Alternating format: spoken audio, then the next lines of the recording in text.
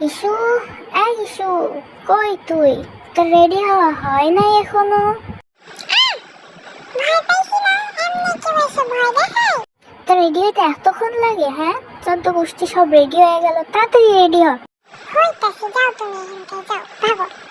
5 মিনিটের মধ্যে যেন আইয়া দেখি তো রেডি হওয়া হয়ে গেছে, নাইলে কিন্তু ঝাড়ু ডালবো আমি।